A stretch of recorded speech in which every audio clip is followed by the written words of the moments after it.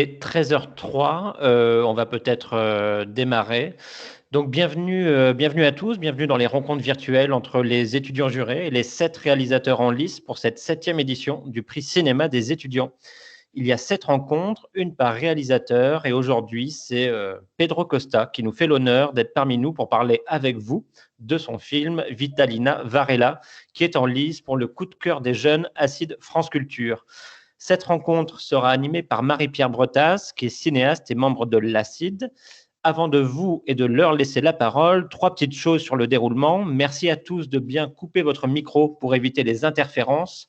Pour poser une question, vous avez l'habitude maintenant, vous levez la main via le petit signe lever de main et vous activez votre micro et votre caméra.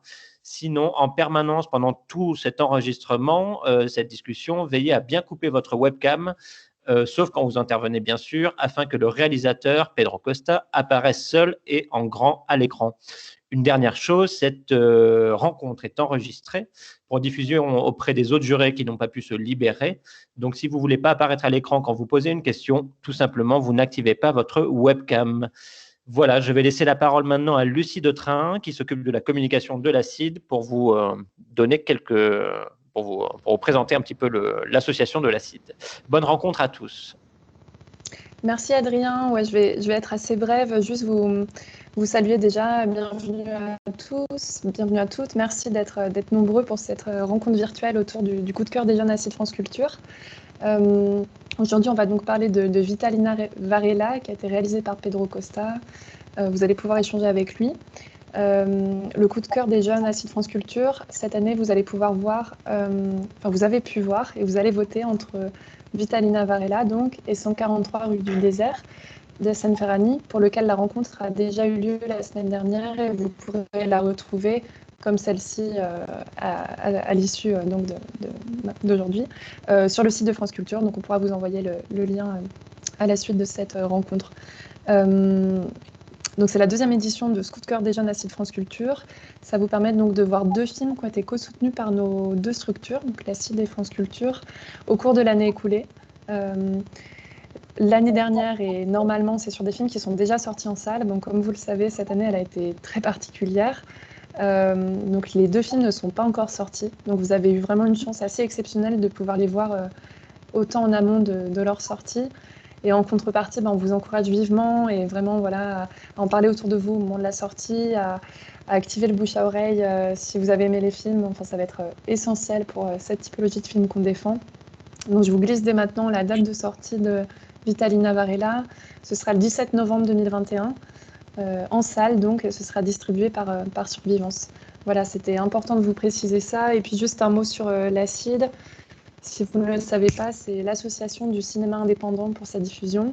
C'est un collectif de cinéastes qui est engagé pour renforcer et promouvoir la diffusion de films indépendants en salle de cinéma à l'année en région et qui organise aussi une section parallèle du Festival de Cannes.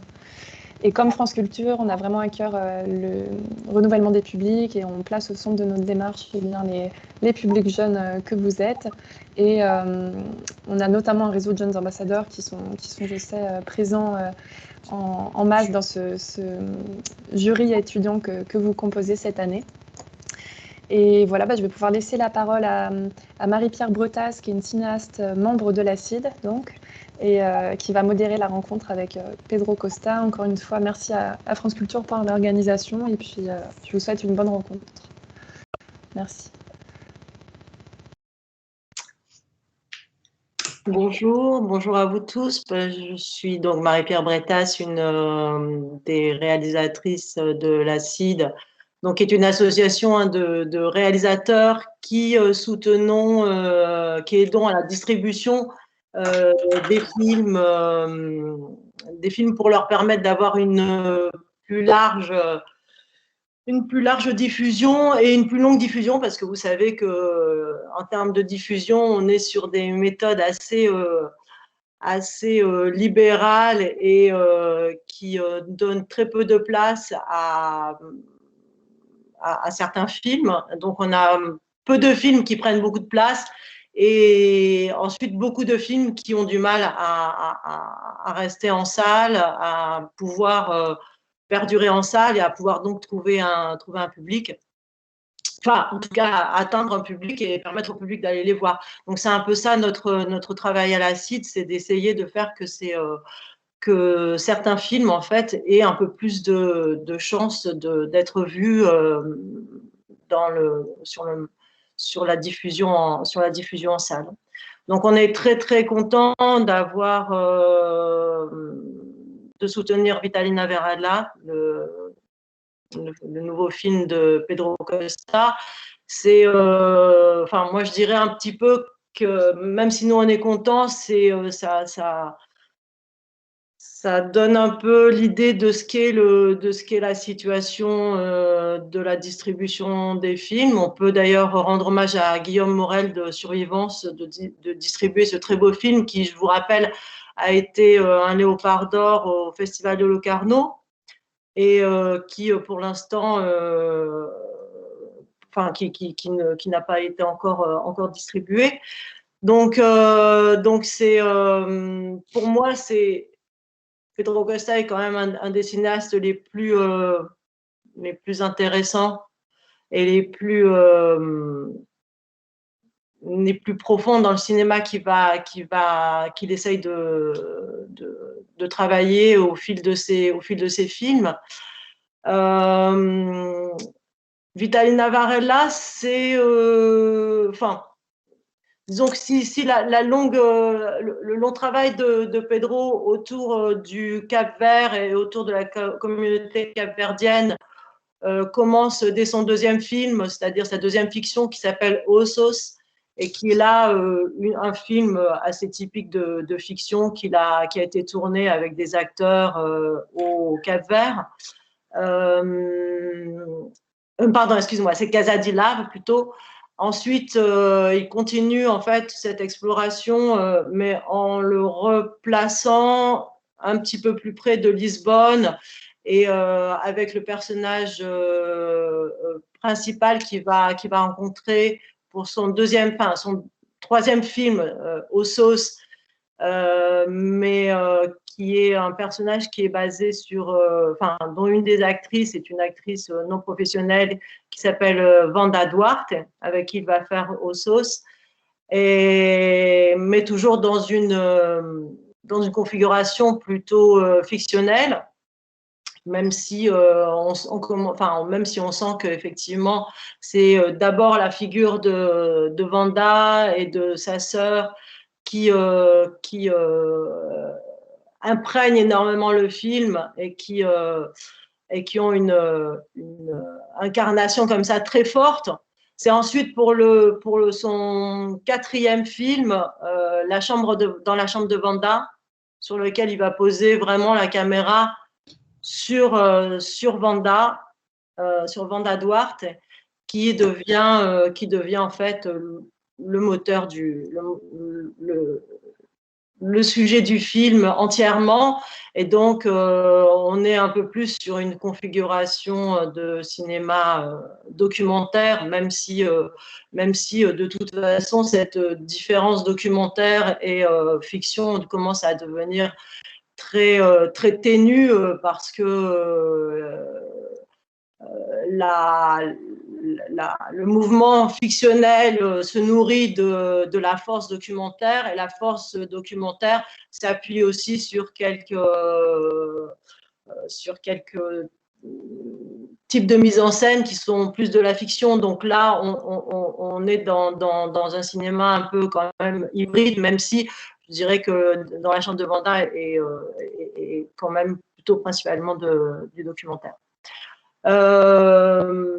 Et donc ce long travail en fait de Pedro, il va le continuer ensuite avec un personnage qu'on a déjà rencontré, qu'on a déjà croisé un peu dans la chambre de Wanda, mais très, très brièvement, avec en avant jeunesse, qui sera le personnage de Ventura, qu'on va retrouver dans Cavaleiro di Nero.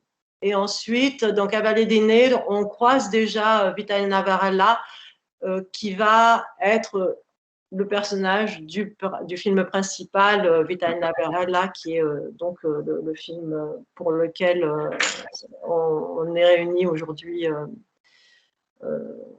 autour de Pedro. Et moi, du coup, il y avait quelque chose qui m'impressionne beaucoup dans le travail de Pedro, et chaque fois, je me pose la question de façon un peu stupéfaite, c'est comment faites-vous, Pedro, pour... en fait, vous travaillez toujours dans un périmètre qui est très, très délimité comme ça, avec des personnages qu'on suit, qu'on retrouve. Et on a cette impression toujours d'un travail qui se fait dans une verticalité et qui arrive toujours à continuer à creuser un mouvement qui a été initié comme ça, mais qui arrive à se renouveler, qui arrive à donner un nouveau tour d'écrou en fait à des recherches cinématographiques que vous avez fait. Et du coup, je me pose la question de voilà, quel est le ressort de cette force cinématographique que vous avez mis en branle film après film.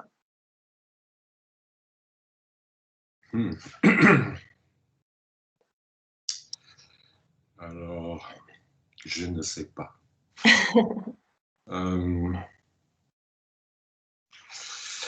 Non, je ne sais pas. Des discussions sur le cinéma et documentaire, fiction, c'est bien. J'aime bien les avoir, mais je ne sais pas trop expliquer. C'est un travail très, très concret, en effet, très, très quotidien, très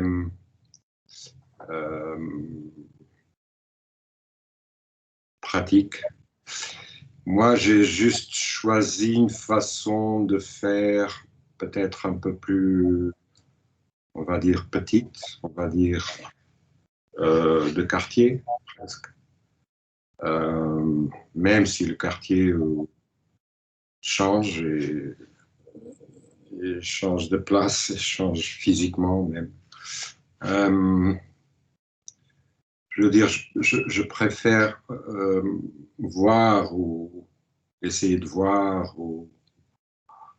les petites choses, pas exagérer. Je ne sais pas si ça se comprend, mais il y a des réalisateurs qui choisissent une voix un peu plus, voilà, faire un peu grand, un peu exagéré, oui, tout. Moi, je suis un peu de la famille des gens qui aiment la maison, qui aiment rester chez eux avec les amis, les voisins, enfin, avoir ce genre d'échange de vie. Ça peut se faire aussi au cinéma, hein. Ça peut se faire. Il y a plein de films ou de cinéastes ou d'exemples et de voix, de façons de faire qui sont de ce genre, d'une économie un peu, une modestie, on va dire. C'est des paroles. Faut pas avoir honte de dire je ne veux pas d'argent, je veux pas plus d'argent, je ne crois pas à ça, je crois qu'on travaille mieux si on est à l'aise avec des amis, du temps, une chose qui nous intéresse, qui nous passionne, plutôt que de sauter dans des avions et des hôtels et des espèces de mystifications de cinéma qui ne donnent rien, enfin, pour moi. Et moi, j'essaie de suivre des gens dont les films j'aimais beaucoup, beaucoup. Des petits films, des films d'autrefois. Par exemple, des films de Jean Rouch. C'est une façon de produire aussi, euh, plus, plus humaine, je crois. Et je ne sais pas quoi dire d'autre. Alors oui, parce qu'en fait, quand je posais cette question, c'était que quand même, enfin moi quand j'ai vu Vitalina, euh, il y a quand même, enfin évidemment, je comprends ce que vous dites sur l'univers dans lequel vous travaillez et la façon dont vous travaillez, mais j'ai l'impression quand même qu'en tant que cinéaste, vous avez vous avez quand même très très grande exigence et enfin moi quand je regarde le film, je le sens toujours tendu vers quelque chose, vers une recherche. Alors, quand je dis recherche, attention, hein, je ne dis pas que c'est quelque chose de forcément intellectuel, mais vers un mouvement comme ça qui a l'air chaque fois de se renouveler de film en film. Et c'est ça que je trouve impressionnant, c'est-à-dire que même si on reste dans effectivement cette espèce que vous décrivez de cinéma de famille, de quartier, le travail cinématographique, lui, il avance et il creuse quelque chose. Et c'est en fait ça que j'ai chaque fois qui m'émerveille en fait dans le renouvellement de ce que vous proposez à travers vos films. C'est-à-dire quand vous mettez en place avec toute cette petite famille, vous faites un travail et le travail, en fait, vous avez une conscience du travail, de quelque chose que vous allez chercher là-dedans ou c'est quelque chose que vous réinventez chaque fois au moment du tournage et quand vous êtes en place, quoi. Non, mais le mot recherche, qui peut paraître un peu comme ça, un peu lourd ou vaste pour des petites choses comme travail artistique, cinématographique, mais ça me va bien parce que quand je fais un film ou dès que enfin, je pense très très peu. D'ailleurs, on pense très peu aux choses on fait un film le mieux qu'on peut, qu'on sait, mais on ne pense pas vraiment à l'art ou à des choses comme ça. Enfin, on a beaucoup, beaucoup de travail à faire.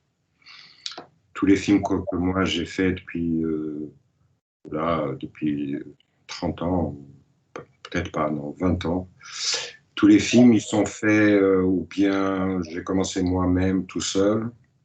C'est quand même extrême, c'est un peu trop, faut pas le faire. Et après, j'ai décidé que 4 serait la fine équipe. 4, c'est bien. 5 parfois. On est 4, on peut se parler, euh, on, on peut manger. Vous voyez, 4 à table, ça fait pas cinéma du tout, ça fait pas production, ça fait pas. Et on peut encore se parler, échanger, et en même temps, on peut travailler, on peut s'adapter, travailler dans tous les domaines, enfin, lumière, son, tout ce qu'il y a à faire. Et, et recherche, oui, parce que ce qui m'intéresse, c'est les gens. C'est pas le cinéma. Moi, le cinéma, je dois le faire le mieux que je sais parce que c'est mon travail. Si on ne le fait pas, on ne le fait pas, c'est tout. Peut-être le cas de mes films, ça se voit un peu beaucoup le travail et moi, ça se voit.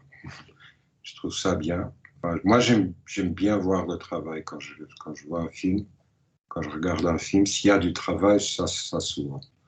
Ça se voit, ça se sent, ça se. Je dis travail, je dis ça, je dis recherche, je dis recherche de quelque chose, ne pas abandonner les gens. Tous les films que je vois en ce moment, ils abandonnent les gens en cours de route, des idées. Enfin, il n'y a que des idées.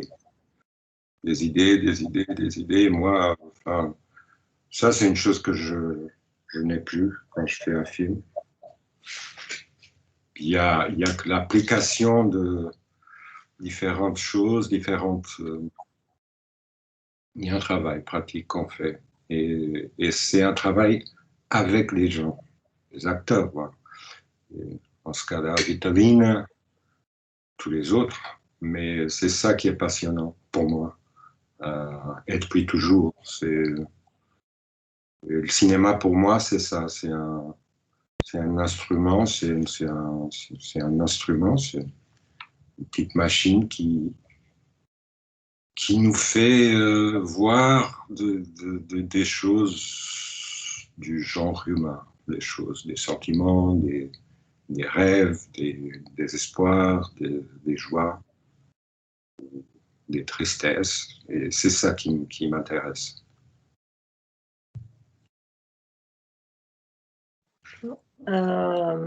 Du coup, on a une question de Nathan Michi qui va Oui, intervenir.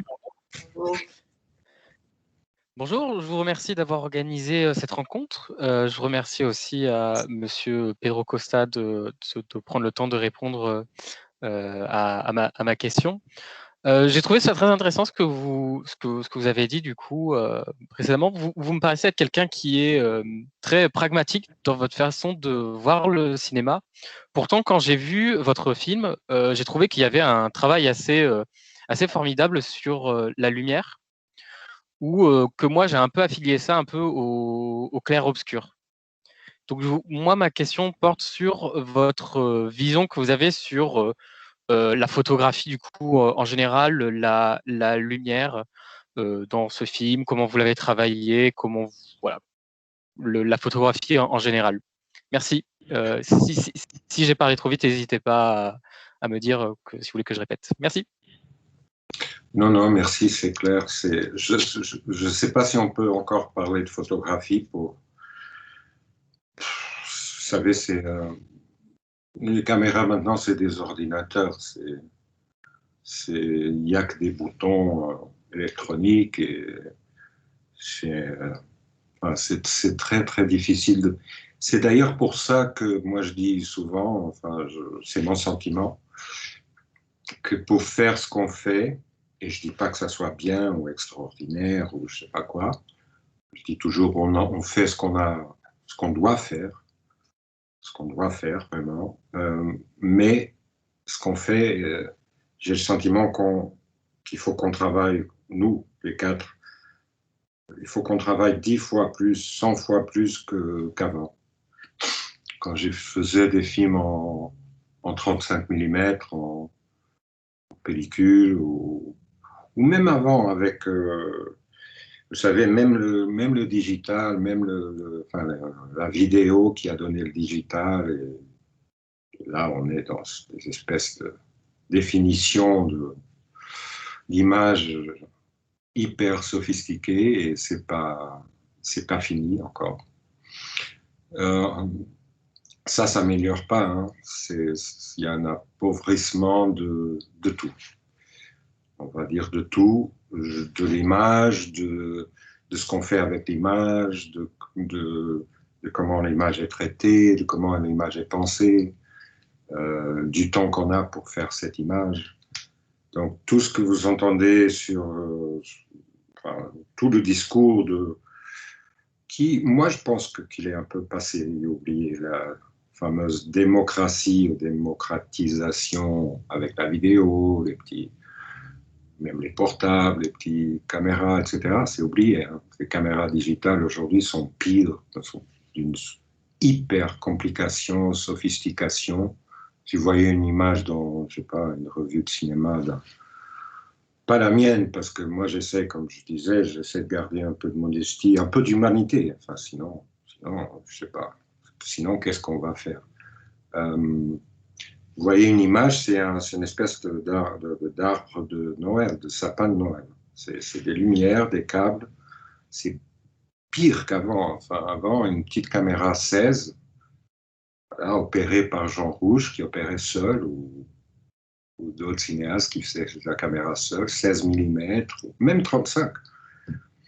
C'était beaucoup plus simple, facile, humain. Enfin, vous voyez des photos de Jean Rouge, ça vous explique, voilà. Regardez une image de Jean Rouge, voilà, quand il tournait n'importe quel film. Regardez une image d'un cinéaste d'aujourd'hui, enfin, plutôt de production conventionnelle. Vous regardez les différences. Ça commence par là. Jean Rouge a un rapport avec les gens, les cinéastes ont un rapport avec la machine. C'est ça. Vous voyez, tout le monde s'investit, tout le monde regarde la machine, l'écran, les écrans,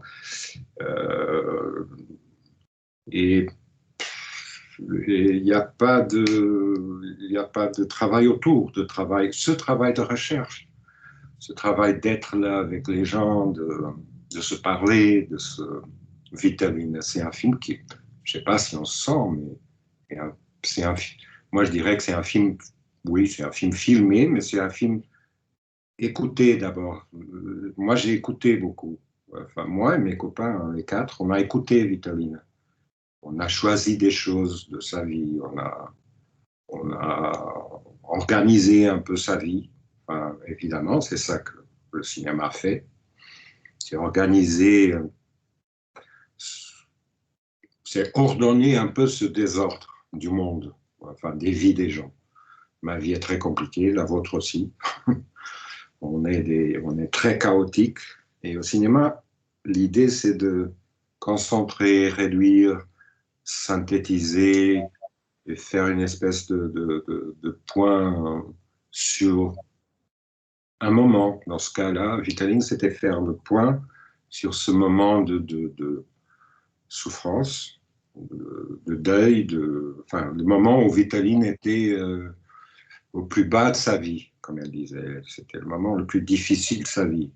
Alors, choisir de faire un film avec quelqu'un sur sa vie, sur ce moment de sa vie, si tu passes ton temps à regarder des machines, des écrans ou je sais pas quoi, c'est pas ça ton travail. Donc, pour l'image, je ne sais pas si on fait bien ou si le travail est beau ou joli. Moi, je me dis qu'il n'y a pas de raison de faire mal, faire un travail mauvais, parce qu'on travaille là avec des gens qui ne sont pas des acteurs, qu'on n'a rien comme on a très très peu de choses. Hein. On a une caméra, il y a des miroirs. J'essaye quand je peux de travailler avec les miroirs, des réflecteurs, de la lumière qui entre par les fenêtres. Et il se trouve qu'on tourne dans des lieux, dans ce quartier, dans les quartiers, qui sont très très propices à ce que vous disiez du clair-obscur. C'est pas un truc de peinture, c'est la réalité qui est comme ça. Si vous connaissez, enfin ici, il y a plein d'endroits comme ça, tout le sud du Portugal. Mais si vous connaissez, je sais pas, l'Afrique, le Maroc par exemple, ou la Médina arabe, la ville arabe, c'est comme ça. La chaleur, l'architecture est comme ça. Les petites fenêtres, les ouvertures très très qui donnent des lumières très directes et très cassées.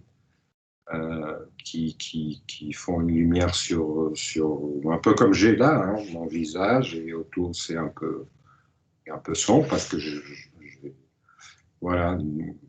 Donc nous on reproduit, on essaie de travailler avec la lumière qui est là, qui est la lumière de la maison de Vitaline, qui est la même, et la lumière qui l'entoure évidemment, la lumière qui l'entoure.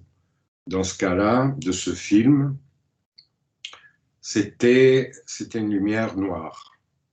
C'est-à-dire, c'est une lumière dure, sombre, pesante. C'est une lumière un peu, je vais dire un mot, un peu, mais c'est une lumière de mort. Il y a une force là. Mais le film, c'est ça un peu. Enfin, c'est ce qu'on a essayé de faire, ce chemin de sortir de. Le film se termine quand même avec un plein soleil et d'autres choses. Mais c'est un film qu'on devait faire avec cette ombre. Il fallait le faire. Il fallait pas faire des compromis. Mais sinon, oui, on fait ce qu'on doit faire. Je voulais vous poser une question. En fait, c'était une question par écrit de Gabriel Brun-Rambaud qui, pour ajouter à cette question sur la lumière, Je demandais si vous vous étiez posé la question du noir et blanc pour ce film, Vitalina Varela. Non, non. D'ailleurs, à moins que je n'ai plus d'idée de noir et blanc, mais j'ai fait un film il y a 8-9 ans, j'ai fait un film en noir et blanc. J'ai fait un film en noir. Non, on ne fait plus de film en noir et blanc parce qu'on fait digital et couleur. Il n'y a pas de digital noir et blanc. Après, on peut monochromatiser, mais tout ce qu'on fait, c'est comme sur les portables, c'est couleur, et après, on désature, on le fait monochromatique en retirant les couleurs. J'ai fait un film comme ça, mais c'était un film très particulier. C'était un film que j'ai fait avec une amie, une actrice qui s'appelle Jeanne Balibar, qui décidait qui avait décidé de chanter au lieu de faire des films. Et elle a fait des spectacles et on a un peu tourné avec elle des répétitions, musique, etc. Et moi, j'ai tourné tout seul, là, presque, tout seul, avec ma petite caméra, avec elle. Et après, en regardant les images que j'avais pour monter, je me suis dit que ça gagnerait en concentration, parce que c'était un film sur son travail de chant, d'apprendre à chanter, de chanter, de faire de la musique, que le film gagnerait si c'était en noir et blanc. En plus, il y avait des concerts que j'avais filmés sur scène, joué sur scène avec Rodolphe Burger, un musicien. Et moi, j'aime pas du tout les lumières qu'on fait dans les concerts de rock. Enfin, c'est du rock ou pop. J'aime pas du tout ce genre de light show rose, et je sais pas quoi. Et j'ai donc j'ai fait ça. J'ai retiré les couleurs et ça me va mieux. Mais pour un film comme ça, pour des films comme ça, les autres films que je fais, comme Vitaline ou les autres, mon travail, habituel, non. Enfin, non, ça serait, je crois, ça serait gadgetique, je ne sais pas comment dire. Ça serait un effet, je crois. Mais j'aime beaucoup le noir et blanc. Enfin, j'aime beaucoup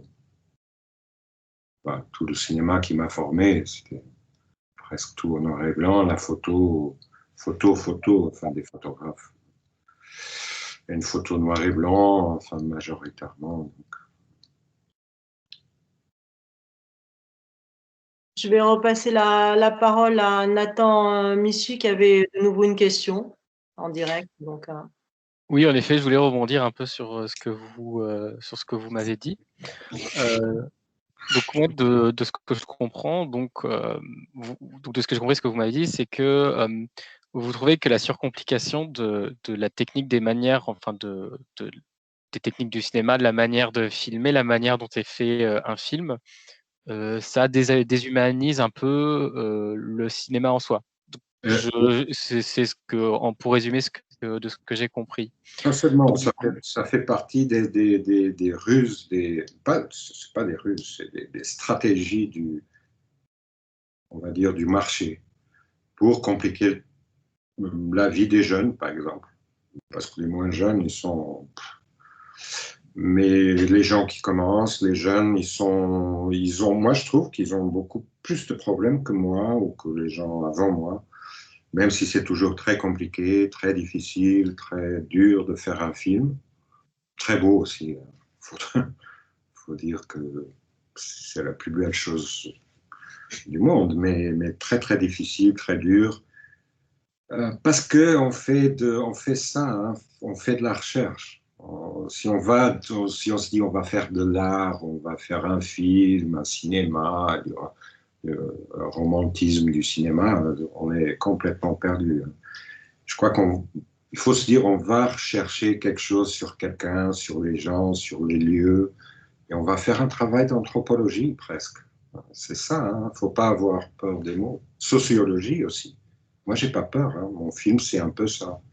Où un peu d'histoire, un peu d'ethnologie, un peu. C'est ça qu'on fait.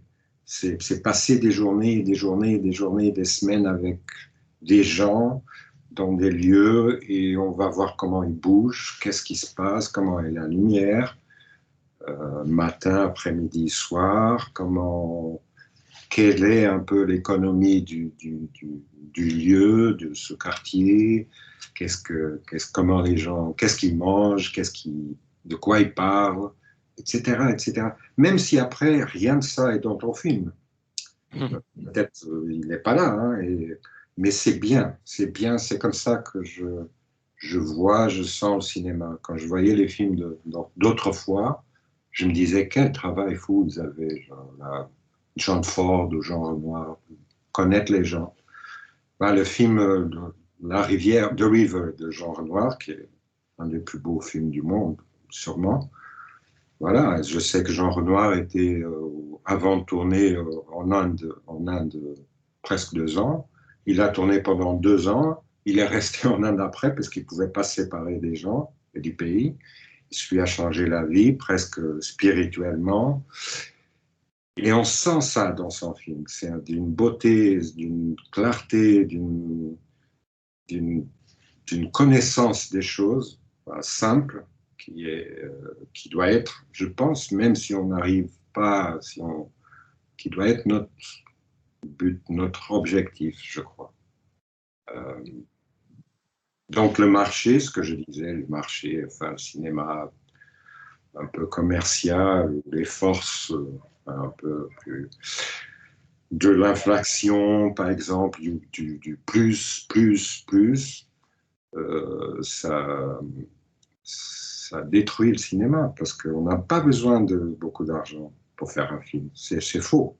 C'est faux. Hein. C'est un énorme mensonge qu'on continue à nous. C'est d'autres choses qu'il nous faut. C'est pas cette complication. C'est compliqué, mystifié, inflationné. Tout ça nous détruit et nous affaiblit. Et nous, pour faire un film, il faut être fort. Donc, pardon, excuse-moi. Non, je vous en prie. Je vous en prie. Je comprends donc que du coup, c'est un peu la marketingisation, si je peux dire ça comme ça, du cinéma que vous déplorez. J'ai l'impression en fait que vous avez un peu une vision qui était un peu similaire à ce qu'on vit à la jeunesse du cinéma. Donc, je me souviens plus du nom de la personne qui avait fait les fameuses photographies du cheval ou, par exemple, les premiers films dans les années, dans le tout début des cinémas, au tout début du XXe siècle, des Frères Lumière, qui étaient très dans le cinéma réalité, quoi. Si je peux dire, j'ai l'impression que c'est un peu ça votre vision donc, du cinéma, le cinéma réel ou réaliste, si on peut en faire une distinction. Non, pas trop. Non, ça veut pas dire, par exemple, moi j'aime beaucoup, vraiment le cinéma d'horreur depuis toujours, hein, américain classique jusqu'à aujourd'hui. Mais aujourd'hui, il n'est plus tellement bien. Il y a des monstres, il y a pas. C'est plus du cachet, ça c'est un peu fini. Peut-être en Asie, des Asiatiques qui font ça encore un peu. Mais j'aime beaucoup la fantaisie. Hein. Mais il y a fantaisie et fantaisie.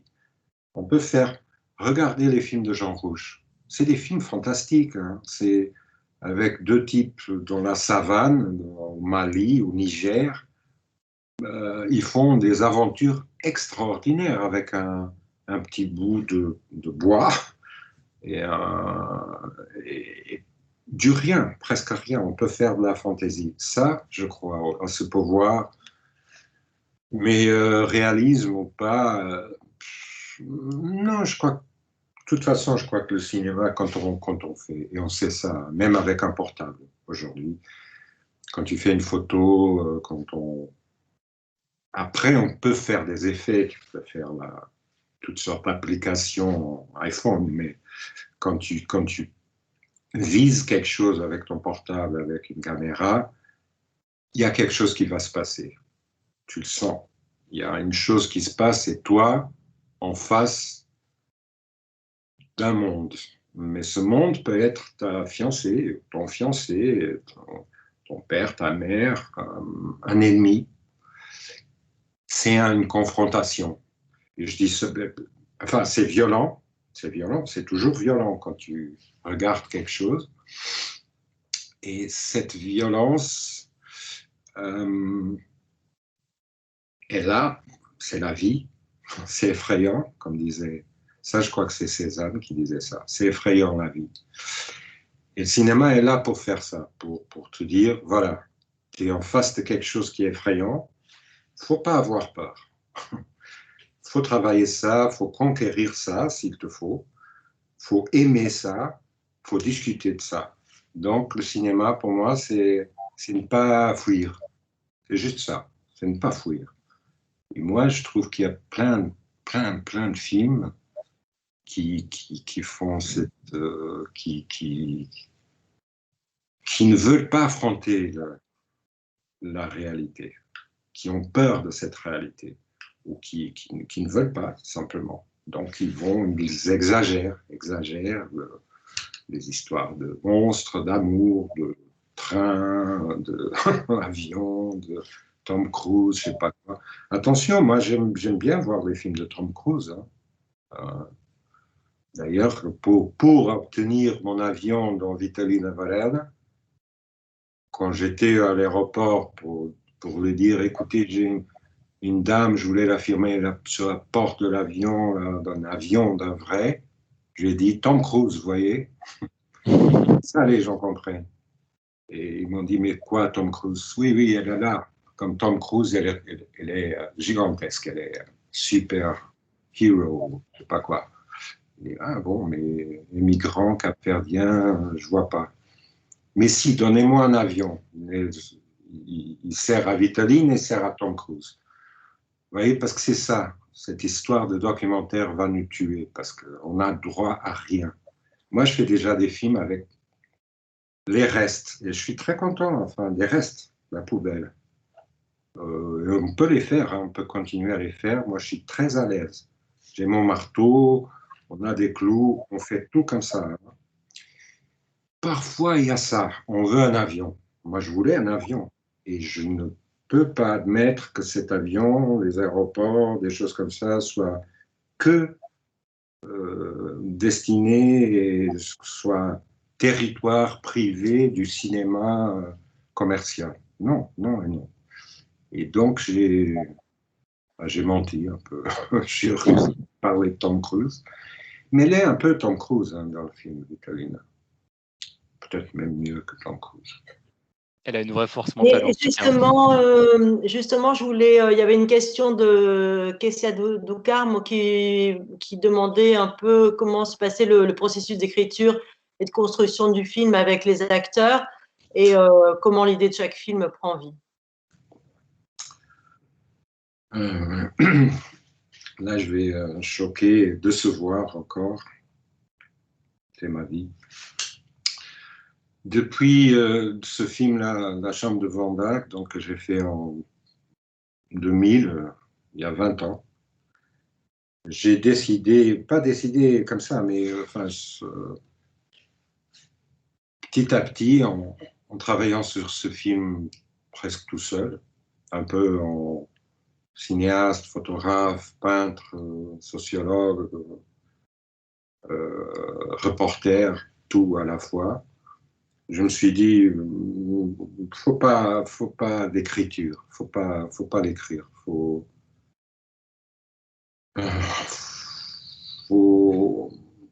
passer à l'oral, disons, à un travail plus oral, d'oralité, d'écouter, de mémoriser, d'avoir ça tous les jours en tête et avoir cette force. Je crois qu'on n'a plus, qui vient de loin, je crois, je pense, j'imagine. Ça vient de la musique, par exemple. Les musiciens, ils font ce travail. C'est un travail de musique, de poésie, de garder les choses en tête, des poèmes, des airs de musique. Et donc, le travail que j'ai fait depuis Vanda jusqu'à Vitaline, c'est j'écoute, on converse, on parle, enfin moi et Vitaline, moi et Vanda, moi et les gens, mais tous les gens, enfin, même si c'est des petits rôles. Et on se dit qu'est-ce qu'on va dire, qu'est-ce qu'on va faire, comment on va faire, où est-ce qu'on va regarder. Et on met en scène, moi, un tout petit peu plus parce que moi je suis le réalisateur, je contrôle un peu plus, donc je choisis, je coupe, et surtout couper. Couper, enfin réduire, concentrer. Et c'est la routine je travaille tous les jours. Hein, même si je filme pas tous les jours, j'essaie de travailler tous les jours, d'être là, disons, tous les jours. Et je sais que ce travail soit fait que ça soit une espèce de rivière comme ça, par exemple sur Vitaline ou sur Vanda, il y a beaucoup de mots, même si ça semble un film un peu muet ou mutique ou je sais pas, il y a beaucoup d'expressions.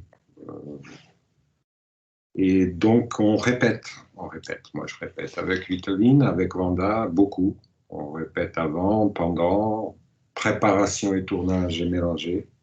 Il n'y a pas d'étape, tout est mélangé. Pendant que je répète, on prépare une lumière, on construit quelque chose, on enregistre un son à côté. Et après, on tourne. Ou parfois, et ça j'ai appris, parce qu'un jour, il y a très longtemps, j'ai regardé un documentaire sur Charlie Chaplin, qui est un cinéaste que j'admire beaucoup, et qui faisait comme ça, parce qu'il travaillait sans scénario du tout. Et donc, il trouvait les choses pendant qu'il tournait. Comme il était plutôt genre comique, il devait regarder, il devait essayer beaucoup des choses, des chutes, des poursuites. Donc, il tournait et il essayait d'affiner les choses pendant qu'il tournait, et jusque quelque chose apparaisse. Et moi, maintenant, je fais ça aussi. On tourne la première prise. Elle fait normalement, je ne sais pas, 5 minutes, ou 6 ou 7. Et je ne sais pas combien de prises après, 20, 30, plus. Parfois plus, hein, parce qu'on tourne. On peut tourner juste un plan hein, pendant 3 jours, s'il le faut. Peut-être la dernière, elle fait 3 minutes. Donc, l'effort, c'est de réduire. Mais c'est comme ça qu'on travaille. C'est un travail qu'on ne peut pas vraiment très bien expliquer. Moi, je ne peux pas vous expliquer parce qu'il est vraiment très. Il n'est pas simple, évidemment, non. Il est dur, mais il n'est pas intellectuel. Hein. Il n'est pas. C'est très, très. C'est de l'ordre de la sensibilité. C'est sentir si Vitaline est plus joyeuse ou triste aujourd'hui et s'adapter à ça aussi. Ou si elle ne peut pas tourner, on ne tourne pas. Hein. C'est ça aussi. Ça, c'est notre bonheur, c'est qu'on a le temps. Moi, j'ai réussi à avoir le temps pour faire les films que je veux faire. Parce que je me disais, c'est impossible que le cinéma soit ennemi du temps. Enfin, on ne peut pas tourner une scène pendant 30 minutes et après on va tourner une autre chose et après je sais pas quoi et tout ça pendant une journée de travail et après on se dit c'est fait mais rien n'est fait ce travail-là. En plus pour des films comme ça qui sont sont des films un peu fragiles et sur l'intimité des gens. L'intimité des gens, c'est pas une chose. Sinon on va violer, c'est tout. Je vais passer la parole à Arthur Guiffon qui a une question aussi.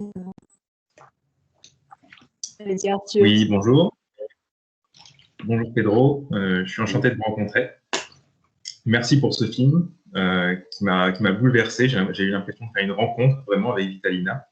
Donc, merci pour ça. Et j'aurais des centaines de questions à vous poser tellement votre film m'a marqué. Mais je vais essayer de condenser et je vais poser 3 questions en une. Ma première question, c'est comment va Vitalina? Et à propos de ça, j'ai vu dans une interview que vous aviez prévu de réparer son toit avec des amis. Est-ce que ce projet a pu avancer? Et en parlant du toit de Vitalina, j'aimerais aussi qu'on parle du plan vers la fin du film où elle monte sur le toit pendant une tempête avec un ciel extraordinaire derrière que j'ai cru comprendre que vous avez fait en fond vert. Et j'aimerais vous demander pourquoi avoir choisi ce ciel-là, pourquoi pas avoir gardé le ciel qui était derrière et quel a été le travail sur ce plan-là. Désolé si c'est beaucoup à la fois. Non, non, merci. Non, Vitalina va très bien. Oui. Là, d'ailleurs, je pensais cet après-midi, on va... C'est ça aussi, hein, parce que je dis souvent, si c'était qu'un film, vous voyez, tu convoques des acteurs, tu fais des plannings, des castings, des plans de tournage, des trucs, etc. Tu penses, tu as des idées, après tu fais le film et c'est fait. Ben, les films qu'on fait ne sont jamais faits. Parce que Vitaline est là, moi je l'aime beaucoup, elle m'aime, mes copains aussi. On prend le train, on marche, on se visite. Oui, la maison était la maison qu'on avait tournée, elle était complètement pourrie.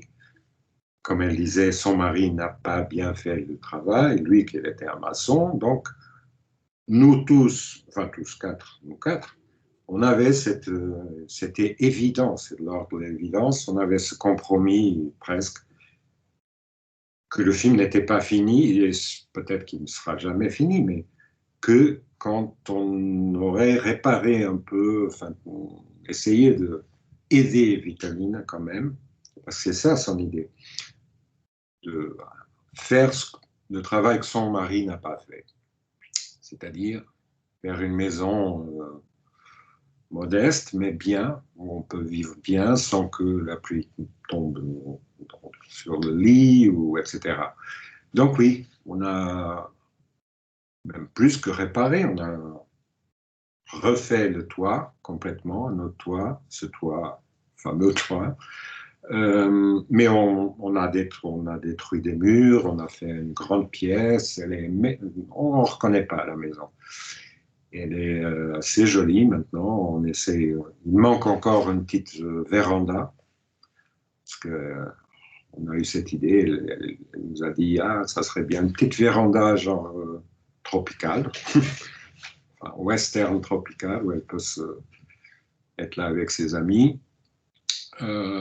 Elle va bien l'après-midi. Là, moi, je vais appeler pour voir si elle peut être vaccinée déjà, parce que ça va très vite ici. Je crois qu'elle peut... Et sinon, ouais, ça, j'avais vu Vitalina une fois combattre la pluie chez elle, sur le toit, sur ce toit. C'était pas un soir, c'était une journée de tempête incroyable. On était là et on n'a pas réussi à tourner parce que on voulait évidemment, mais c'était trop compliqué. Hein. Enfin, il pleuvait beaucoup. C'était une vraie tempête. Et on l'a aidé aussi, un ou deux des garçons, on a aidé. Elle est montée sur le toit, elle a essayé aménager un peu pour que la pluie ne tombe pas dedans. D'ailleurs, sur la caméra et d'autres choses. Et là, on a eu la même impression, je ne sais pas si on a réussi à le refaire dans le film, mais on a eu l'impression d'une déesse et d'une force incroyable. Mais en effet, c'est ce qu'elle faisait, c'est sa vie au Cap-Vert. Sa vie, elle est une paysanne, elle est née dans les montagnes, elle est habituée aux tempêtes, à la nature, choses comme ça, aux forces. Donc c'est nous les fragiles. Mais Mais bon, en voyant ça, moi, je me suis dit, il fallait faire ça. Il faut... Et donc, conjurer, aménager petit à petit à que le film puisse permettre un plan, en effet, c'est juste un plan, où Vitaline essaye de combattre un peu la pluie et le vent pour qu'il ne pleuve pas à l'intérieur. Trop compliqué à faire, évidemment. Attendre une tempête, ça serait pas possible, même pour nous qui avons tout le temps du monde. Donc, on a décidé de le faire, oui. Et d'ailleurs, moi, j'ai pensé faire en rétroprojection, qui est beaucoup plus beau, qui était le procédé d'autrefois du cinéma américain, mais bon, cinéma classique, qui est un écran où on projette des choses filmées, un ciel, des routes, c'est comme ça quand ils sont à Hollywood et ils conduisent les voitures en regardant comme ça. C'est des choses qu'ils ont tournées avant, voilà. Moi, je voulais ça, parce que c'est beaucoup plus beau, mais c'était très compliqué. Voilà, une autre chose que le digital est en train de casser. On peut plus faire, tout est plastique, tu vois, c'est pas beau. Surtout les ciels sont pourris en digital. Il y a vraiment du plastique, du caoutchouc, les nuages sont pas, c'est pas bien. Donc on a fait en fond vert, et on a nous filmé un ciel un autre soir de tempête, et après on a collé, on a fait, et donc on a répété avec Vitaline, on a filmé ça. Et moi, j'étais sûr qu'elle le ferait magistralement parce que c'est sa vie. D'ailleurs, j'ai rien fait. Je lui ai dit, fais-le comme tu veux. Et elle a complètement organisé son parcours, voilà, des 3 petites choses qu'elle voulait faire. Et d'ailleurs, j'ai commencé, c'est ce plan qui nous a donné enfin, un peu l'idée ou l'espoir ou la direction du dernier plan du film, si je peux dire, parce que elle a fait ça, elle faisait un peu de réparer un peu le toit, faisait des trucs, et à la fin,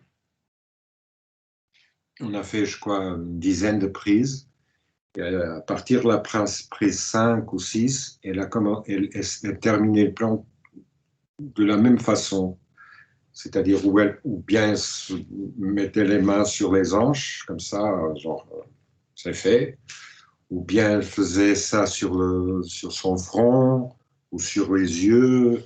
Elle faisait plein de choses, mais à un moment, elle se fixait comme ça. Enfin, elle avait la main comme ça.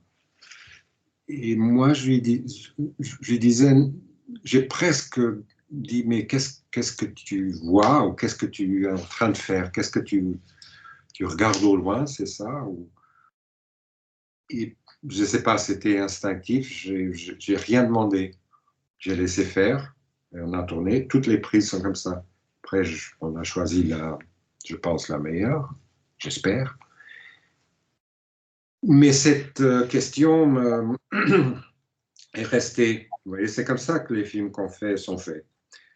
Elle est restée, je me disais, mais qu'est-ce qu'elle pourrait regarder? Pourquoi elle a fait ça? Pourquoi elle a pensé à ça? Je me suis dit, pourquoi pas faire le contre-champ de ça? Qu'est-ce que ça serait le contre-champ de ça? Quelqu'un qui la regarde de très loin sur ce toit. C'est pas très intéressant, ça serait un type qui passe en bas, là, sur l'autoroute, parce que c'est une autoroute en bas. Pas très intéressant. Mais si on va plus loin, peut-être si on traverse l'océan, et s'il y a quelqu'un au Cap-Vert, là, chez elle, qui la regarde. Bon, c'est un truc poétique, mais c'est comme ça qu'on doit penser parfois. Et moi, j'ai vraiment pensé, c'est elle qui se regarde elle-même. Et c'est elle du passé. Pourquoi pas, quand elle était petite, quand elle était jeune ou adolescente. Bon, et vu que Vitaline a une fille de 20 ans et un garçon de 18 ans qui sont au Cap-Vert, j'ai parlé avec Vitaline et je lui ai dit, écoutez, peut-être la fin du film, on aura ta fille qui te joue toi-même, ton fils qui joue Joaquin, ton mari, Et vous êtes au Cap-Vert et vous construisez la maison, l'autre maison, la maison d'amour, la maison, le rêve.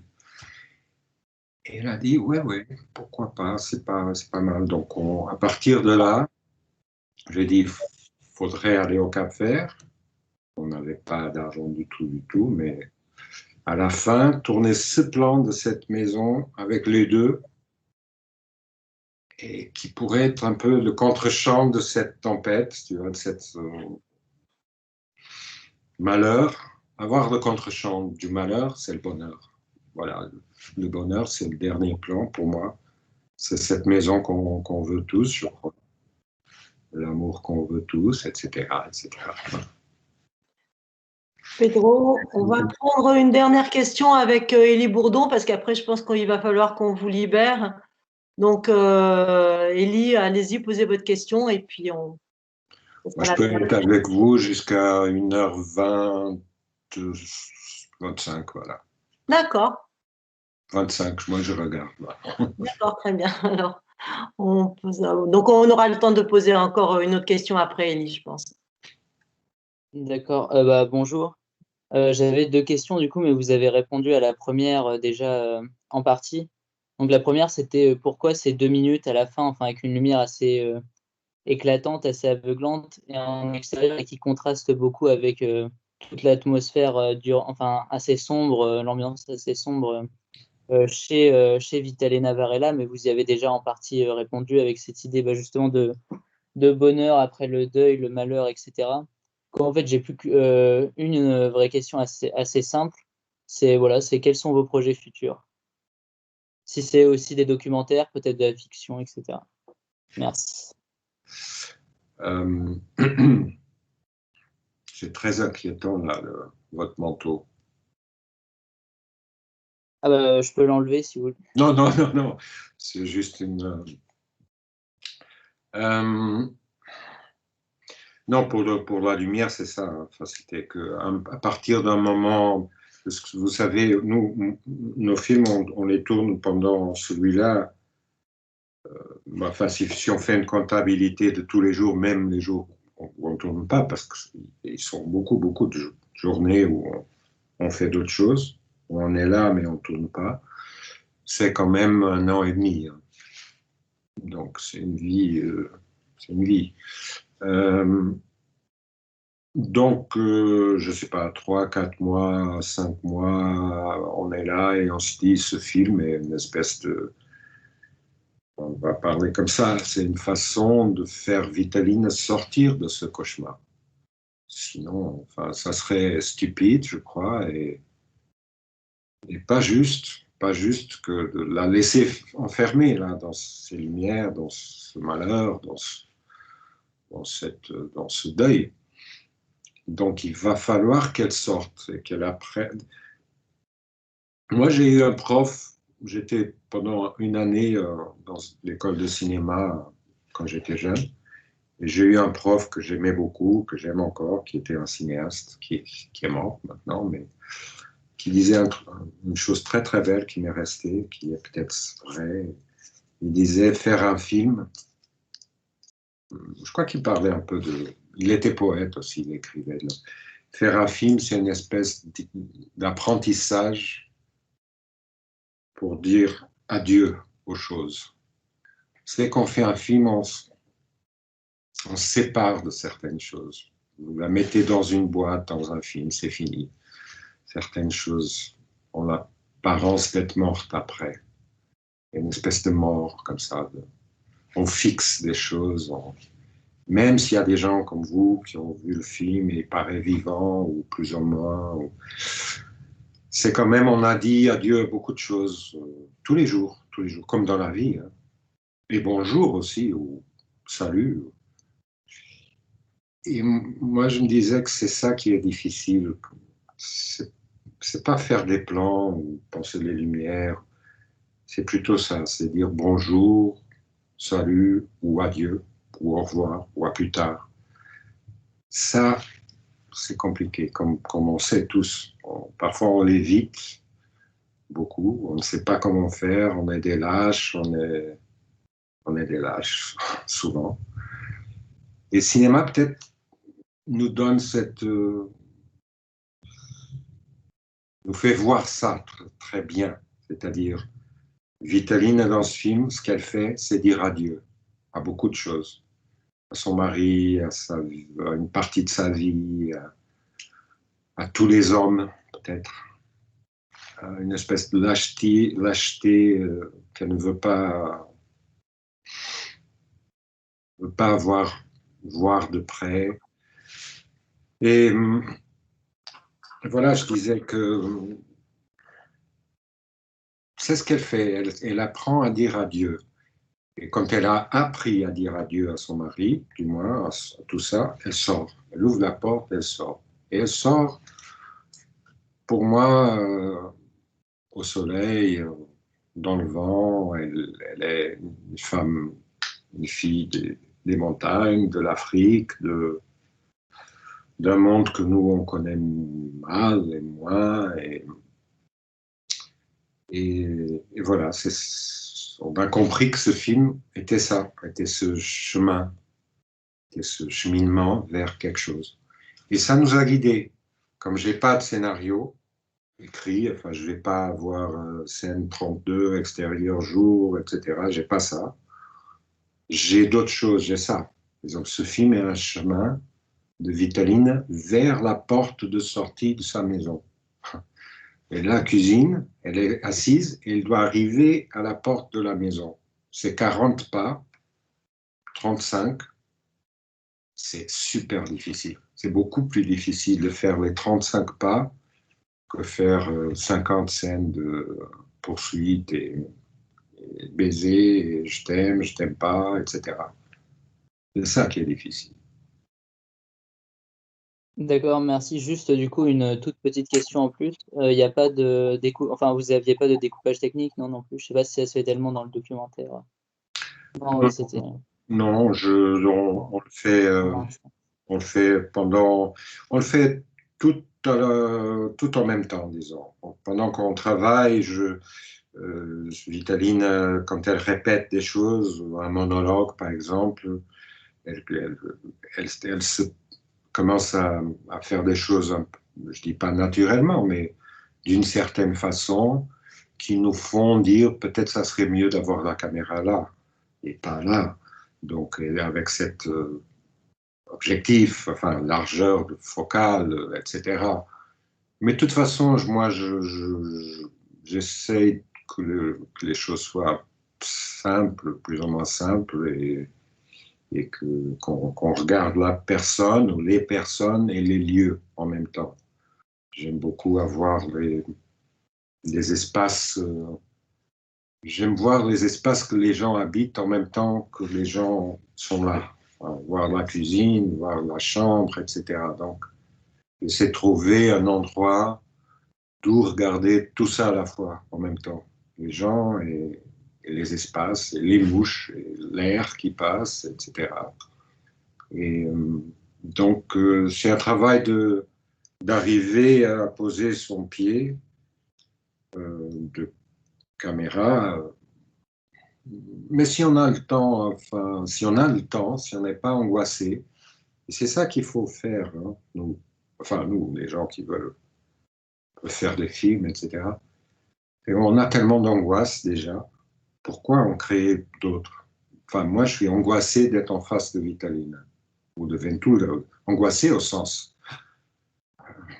Voilà, ils ont une vie devant moi que je trouve incroyablement héroïque, que je voudrais traduire en cinéma, en film, que ce film soit le plus beau possible, le plus héroïque aussi, le plus digne.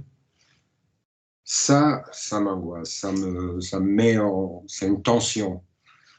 Mais c'est une tension amoureuse en même temps, vous voyez. Je suis tellement amoureux de eux, de ce lieu, de ce que je vais faire, de ce qu'on peut faire, que ça va. Alors, si on n'a pas le temps pour étudier, chercher, faire ça, alors là, donc c'est ça enfin les gens qui veulent faire des films, il faut trouver une façon d'avoir du temps, c'est ça. Pedro, si je peux me permettre, je crois qu'on a un petit peu le temps encore. J'aimerais revenir en fait sur un film un film qui est, je pense, fondateur dans votre travail, qui est dans la chambre de Vanda, qui est un peu aussi une espèce de trajet qui nous relie à ce que vous avez fait avec Vitalina, qui est donc aussi un personnage féminin, qui est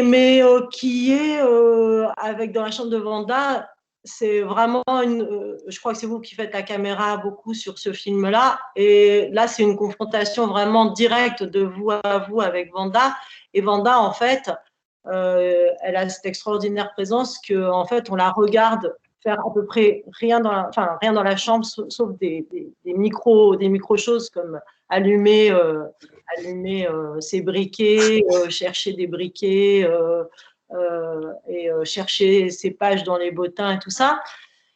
Et je voulais un peu que vous nous reparliez de ça, parce que tout à l'heure, quand vous nous expliquiez aussi que vous aviez répété beaucoup avec Vanda, enfin avec Vitalina, mais avec Vanda aussi, je voulais savoir si vous aviez quand même, effectivement, dans la chambre de Vanda, vous aviez fait des répétitions longues pour arriver à certains plans ou Ah oui, oui, non, c'est comme, je ne sais plus si c'était le garçon qui parlait là, qui nous parlait de fiction et documentaire, mais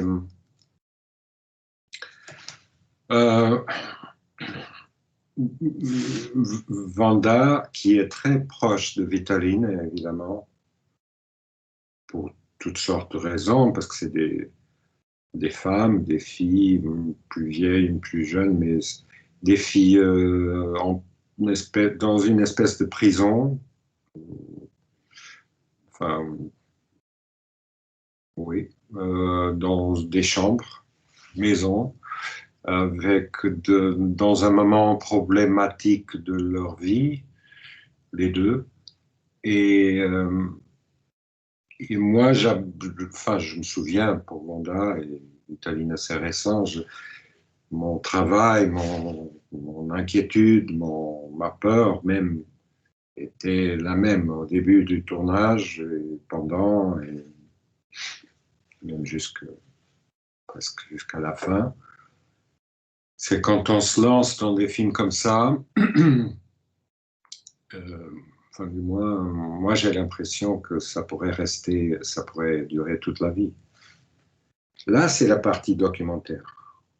Le documentaire, c'est ça, c'est l'impression, le sentiment qu'un travail, ça peut être autre chose, hein, c'est pas seulement le cinéma, ça peut être autre chose. Ça peut être un rapport amoureux, par exemple. Ça pourrait être pour toute la vie. Ça peut être toute la vie. Et ça, c'est la partie documentaire. La partie fiction, c'est autre chose. C'est les petites choses. C'est les petits cadeaux, c'est les fêtes, c'est les querelles, c'est les scènes. C'est ça, les scènes. Ça, c'est la fiction. Mais cette durée, cette chose, l'élan, moi j'appellerais ça documentaire. Et ça, c'est du documentaire, j'ai peur. J'ai vraiment peur. De la fiction, non. J'ai peur parce que je me suis dit, quand je commençais avec Vitaline ou Vanda, mon travail, ça peut être pour le reste de la vie. Il n'y a pas de sens. Imaginer une fin, c'est déjà faire de la fiction, c'est déjà vouloir finir ça. C'est pas bien ça, vouloir finir un truc comme ça. Finir au sens, finir un film. Ce qu'on veut d'un film, c'est qu'il ne finisse jamais. Enfin, c'était mon cas quand j'étais plus jeune. C'est encore aujourd'hui, quand je vois un grand film, c'est que ça ne finisse jamais. Donc, les deux filles, oui, c'était les deux films que j'ai faits où j'ai eu plus peur, mais où j'ai plus répété, comme vous dites. Ça m'étonne beaucoup que les gens parlent de... Ça m'étonne, non, ça m'étonne pas, mais ça m'étonnait avant. Il y a 20 ans, quand j'ai montré La chambre de Vanda au Festival du Réel, Paris, moi j'étais super attaqué parce que parce qu'il y avait quelque chose qui n'était pas vraiment documentaire. On sentait quelque chose qui n'était pas... Enfin, c'est ce que les gens disaient. Il y a quelque chose là, à part les problèmes de drogue, et si on a le droit de filmer des gens qui se droguent, ou des choses de moralité, ou que moi je ne vais pas discuter, c'est pas le moment, mais à part ça, je crois que c'était... Pour moi, c'est encore un des films que j'ai fait les plus fictionnels, au sens où on a plus travaillé, moi et Vanda. Tous les mots sont répétés, toutes les scènes sont... On a fait je ne sais plus combien de prises. J'ai un souvenir qu'on a fait 3-4 semaines, la même scène, le même plan. Donc, je ne sais pas, 40, 50, 60 prises. Juste pas pour des soucis, ou pas pour chercher quelque chose de bizarre, parce qu'on ne savait pas. Moi, je ne savais pas. Elle, Vanda, ne savait pas non plus. Et on cherchait. On cherchait un monologue, elle cherchait des choses. Voilà, moi, je cherchais quelque chose avec ma caméra et elle cherchait son dialogue. Et comme on a été tous les deux occupés, comme ça, très occupés les deux, on passait les journées comme ça, dans une espèce de tension. Qu'est-ce que je vais dire sur mon père? Moi, je disais, ne me dis pas trop, ou dis ça, ou non, je veux dire ça. Donc, on commençait à répéter, on répétait. À une telle façon que parfois on abandonnait des choses, on faisait autre chose, plus simple, et on revenait à des scènes plus compliquées, de dialogue, normalement, monologue, qui, juste parce qu'on a eu du temps qui passait, de la mémoire, vous savez, la mémoire, ça organise les choses aussi. La mémoire mettait en place un discours, une scène, un dialogue, un monologue, complètement structuré et bien, voilà. Donc, La Chambre de Vanda, c'est un des films les plus, pour moi, fictionnels. Et plus le temps passe, plus il est fiction. Cette fille, cette chambre, ce monde. Et la façon dont on l'a fabriqué, vraiment, c'est, je dirais, même du théâtre. C'est presque un petit théâtre. C'est un petit théâtre de chambre. Vanda, c'est très actrice théâtre. Voilà. Il y a des garçons dans le film. Il y a une partie avec beaucoup de garçons. Et les garçons, c'est cinéma. Vous regardez le film et vous allez voir. Vanda, c'est actrice théâtre. C'est Greta Garbo.